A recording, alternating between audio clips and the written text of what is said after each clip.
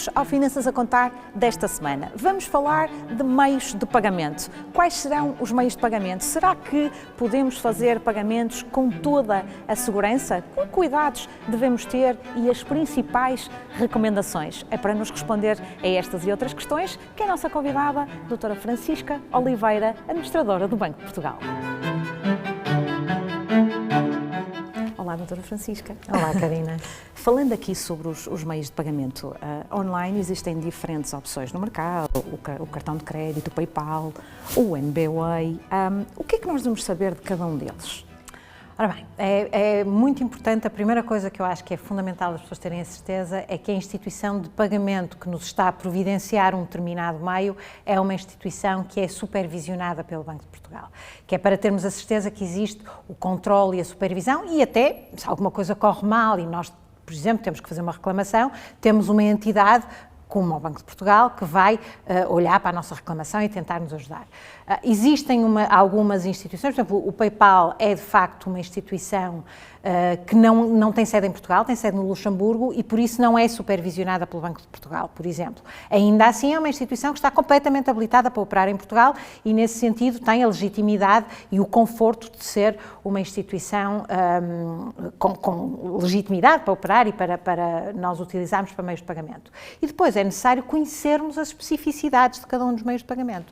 Como é que eles devem ser utilizados em segurança, quais são os cuidados a ter com cada um deles, os custos associados a cada um deles e tudo isso tem que se ver junto da instituição de pagamento que providencia precisamente o meio. Sim, porque nós temos, por exemplo, no caso do MBWay, cada banco pratica a sua comissão, não é, doutora Francisca? Temos que estar atentas a isso também. Exatamente. No caso do MBWay, o MBWay é um meio de pagamento que é providenciado pela CIBS e ao qual se associa um cartão, vários cartões de crédito e de débito, mas depois toda a parte da operação das transferências que se faz, os pagamentos, é responsabilidade da instituição detentora do cartão. Portanto, por exemplo, no meu banco, eu tenho o meu banco, tenho um cartão, tenho o meu cartão associado ao MBWay, tudo isso depois é responsabilidade da instituição e nesse sentido é exatamente como a Karina estava a dizer, existem empresários específicos de cada uma das instituições. Isto porque às vezes as pessoas que utilizam, por exemplo, o PayPal ou o MBWay pensam que no caso de acontecer alguma situação ou de uma transferência não ter sido feita, ou, às vezes pensam que é um bocadinho o MBWay para o MBWay que tem, e não, é precisamente o banco que tem que dar este apoio, não é? Em relação ao pagamento propriamente dito, sim, é o banco ou a instituição associada que tem que dar o apoio. No caso, por exemplo, do MBWay, a plataforma eletrónica, portanto, a plataforma, a app que nós temos no telemóvel, é a responsabilidade da CIBS, portanto, toda a parte digital e tecnológica por trás é a responsabilidade da CIBS, mas toda a parte de mexer no dinheiro e transações com o dinheiro é da responsabilidade da instituição e, portanto, tem toda a razão, é a instituição que tem que ser responsável. No limite, somos nós que temos de ser responsáveis pela boa utilização do meio de pagamento, não é? Mas se alguma coisa corre mal ou se há algum problema, é com a instituição que temos que ver e não com a CIBS, não é? É fácil aderir a estes meios de pagamento, não é, doutora Francisca? É fácil, eles são diferentes. Os cartões, tipicamente, são associados a contas ou quando não, tem que se fazer uma subscrição do cartão. O PayPal é uma conta, nós temos de ter uma conta junto da instituição, portanto, enquanto o MBWay é uma aplicação associada à nossa conta ou aos nossos cartões, a verdade é que o PayPal é ela própria, uma instituição e, portanto, nós temos de ter uma conta na PayPal, temos que abrir uma conta na PayPal, à qual depois podemos associar cartões e pagamentos da nossa conta, não é? Portanto, é tudo um bocadinho diferente. Mais uma vez, o importante é nós conhecermos, percebermos e fazermos as coisas de forma cuidadosa e segura.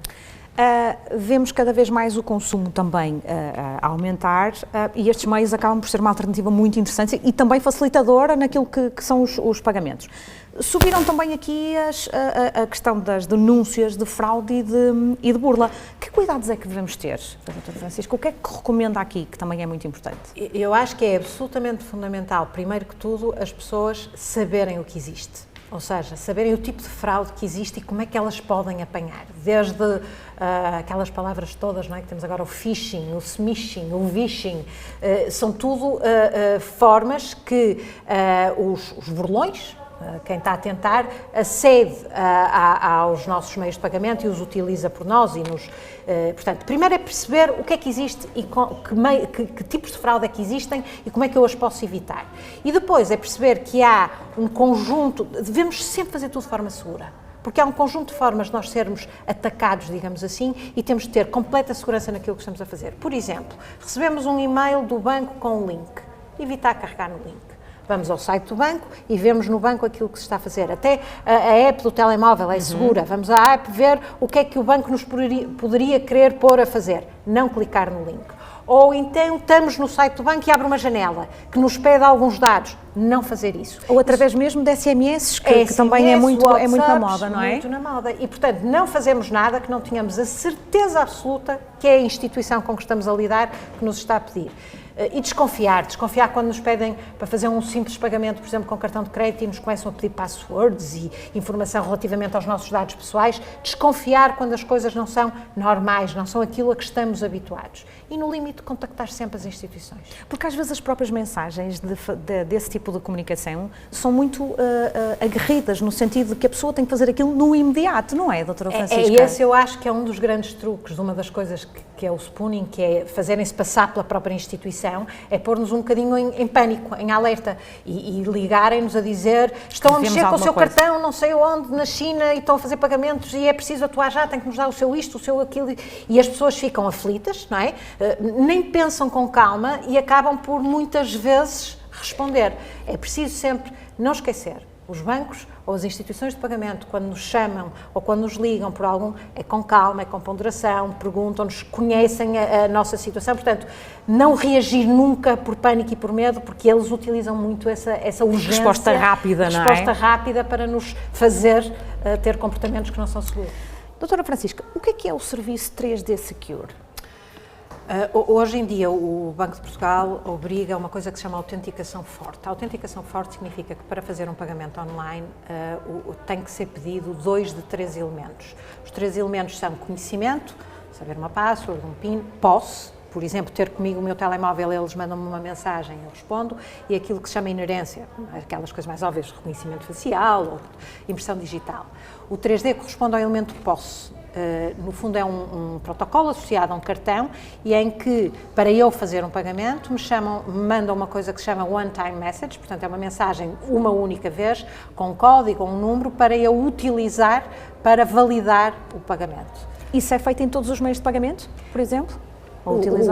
A autenticação forte exige que se escolha 2 dos 3, portanto pode não ser o 3D, mas em muitos dos pagamentos, de facto, é escolhida essa opção. O que torna aqui, ou o que dá aqui uma segurança acrescida, não é? Uma segurança grande, sim. Não é? Esta autenticação forte torna, a não ser em caso de fraude, lá está aquilo que é difícil, mas a autenticação forte torna muito seguros os pagamentos online. De facto, hoje em dia, a partir do momento, por exemplo, em Portugal, aquilo que se utiliza muito é termos que ir à app do nosso banco confirmar o pagamento. Esse tipo de confirmação, usando 2 destes 3 elementos, torna, de facto, os pagamentos online muito seguros. O Banco de Portugal sugere 3 formas seguras de realizar pagamentos online. Referência multibanco, os cartões virtuais e instrumentos de pagamento de segurança.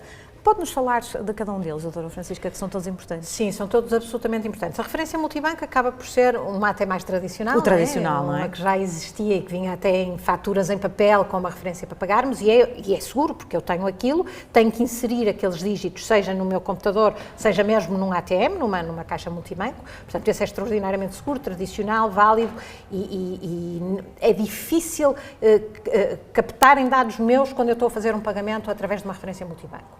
Os cartões virtuais têm uma segurança adicional, é que os cartões virtuais, ao contrário de um cartão de crédito tradicional, só são criados para fazer um pagamento uma vez e, portanto, depois desaparecem. Ou seja, mesmo que me roubem o número e os dados desse cartão, ele já está inativo e, portanto, não pode ser utilizado.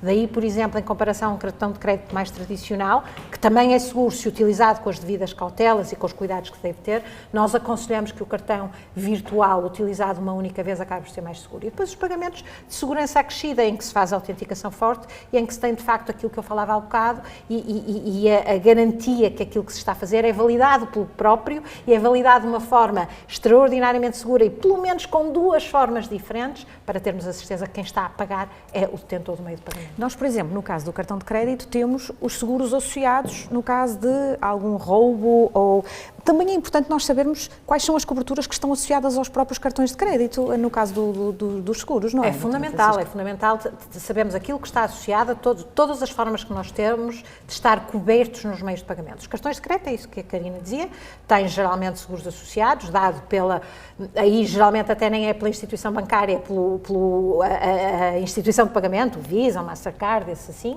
e depois também nos outros meios de pagamento, quer o MBWay, quer o PayPal, aquilo tudo que já tivemos a falar, há sempre formas de sermos ressarcidos se, da parte da instituição de pagamento, não houver os cuidados da exigência da autenticação forte.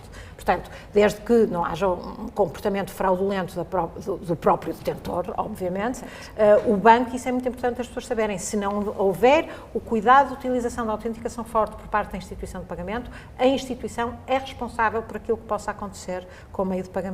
Doutora Francisca, se eu lhe pedisse, para terminarmos, 2 dicas para relativamente aos meios de pagamento que as pessoas devem ter. Ora bem, como tudo que tem a ver com o online e com a utilização do online, informação, informação, informação. As pessoas devem saber quais são os preços que estão a pagar, os custos associados, os riscos, quem são as instituições que os operam, para sabermos o que é que estamos ou não, que tipo de risco estamos a correr, aquilo que eu dizia logo no início, se é uma instituição de pagamento que está habilitada pelo Banco de Portugal. Portanto, informação, informação, informação, conhecimento, não utilizar coisas que não temos a certeza.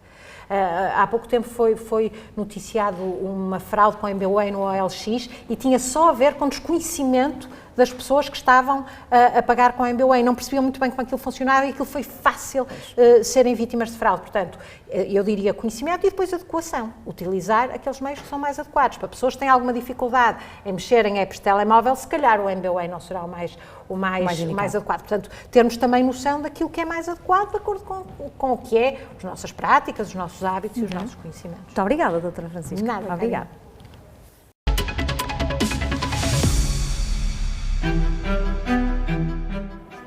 Já sabe, pode enviar as suas dúvidas ou questões para o e-mail habitual finançasacontar@portocanal.pt. Conto consigo na próxima semana para se juntar a nós. Até lá, fique bem!